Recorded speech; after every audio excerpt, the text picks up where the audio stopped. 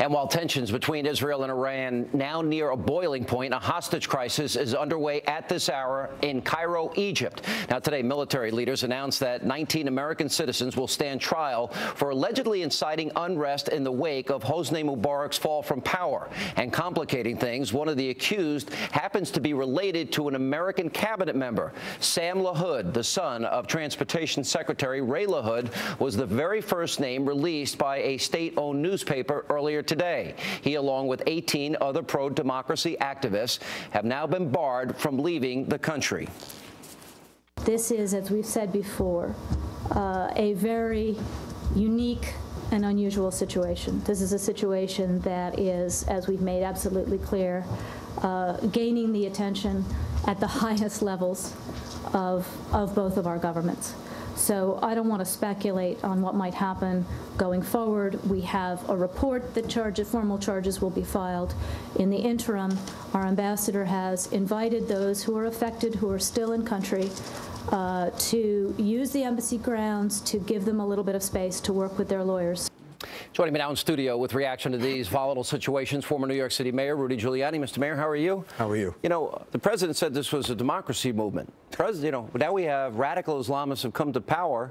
They were just last week talking about speeding up aid to the Muslim Brotherhood and the new Islamic government. And now we've got a hostage situation, as far as I'm concerned. And they're going to put these Americans on trial. Yeah, I mean, this is the risk that everyone was worried about and warned about with pushing over Mubarak so quickly and not having any plan, not having any real sense of who's taking over. And there's no question that right now they're acting like, I mean, it feels perilously similar to what was going on in Iran in 1979, 1978, 79. Yeah, all right. And then we got an Egyptian gunman kidnapping 2 American women.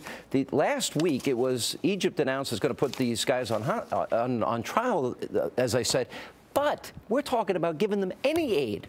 Right. Why would we give a new radical Islamic government aid? Yeah, I have no idea, and I don't understand why we haven't reacted more strongly to the fact that they've held these people illegally. They're going to put them on trial illegally. This is clearly some kind of an insane Islamic extremist act that's going on, and we're reacting sort of nonchalantly to it without the appropriate I think, pressure that we could bring on the Egyptian government and on some of the other Arab governments to pressure them.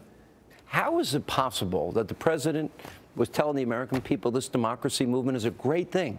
How is it they didn't know? And I was saying at the time, I hope they're right, public opinion in Egypt showed that most Egyptians, 75%, wanted a theocracy, wanted Sharia law. The president has no clue as to what's going on there. I think he's living in a fairly naive world.